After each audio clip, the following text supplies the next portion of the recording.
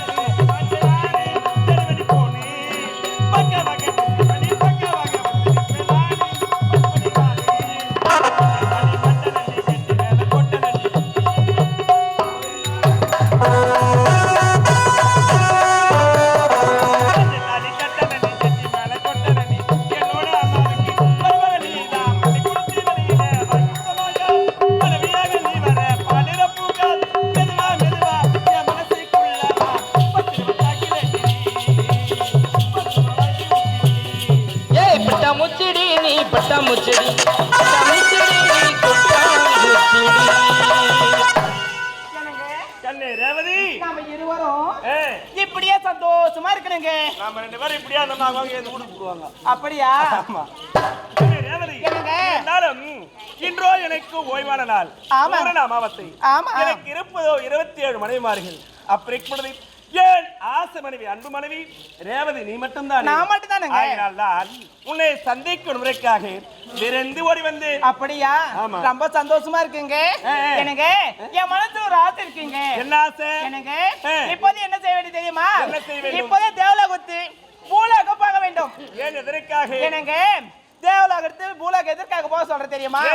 அங்க இருக்கிற மலர்களை பறித்து ஆரமாக தொடுத்து என்னுடைய கூந்தலில் நீங்க சூட வேண்டும்.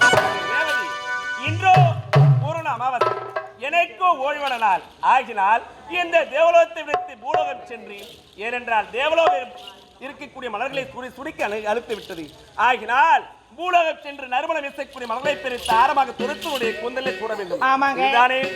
விருப்பத்திற்கு நிறைவேற்றுவதால் கனவுடைய கடமை. நீ புறப்படி.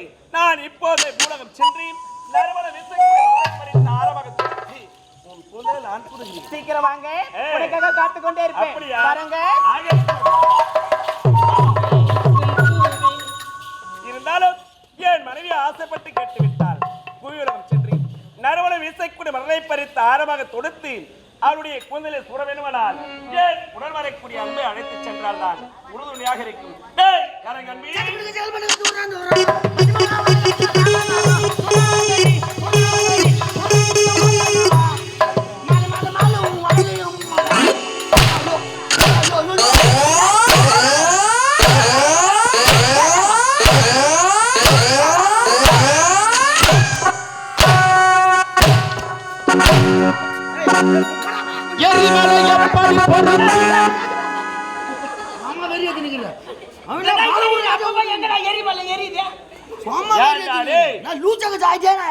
என்னடா பாருங்க அந்த மீண்டும் நான் எழுதின பாட்டு சும்மா எழுதின பாத்தியா எப்படி என்ன பண்ண செத்து புட்டுக்க சாங்க போட்டுக்க தூரம் பச்சை மிளகா வாயில வச்சா காரம் சுராங்கனி சுராங்கனி கம்மா மலை மலை மலை வாழையும் கல்வி அடக்கிறப்பா சத்தியமா கம்முன்னு உட்காந்துரு என்ன டென்ஷன் பண்ணாது. ஐயா உன்னை நான் குமருகிறேன் ஐயா. ஆமா புட்டு நீ கும்பிடுகிறேன்னு சொல்றான் தொத்துவா மூட்டை கும்பிடுகிறேன் ஐயா. என்ன மாலை கண்ணா இல்ல சார கண்ணாடா? அவரை பார்த்து பேசுறேன்னா அங்கங்க பார்த்து பேசுறேன். டென்ஷன்ல கண்ணு எங்கங்க போகணும் யாருக்குமே தெரியாது.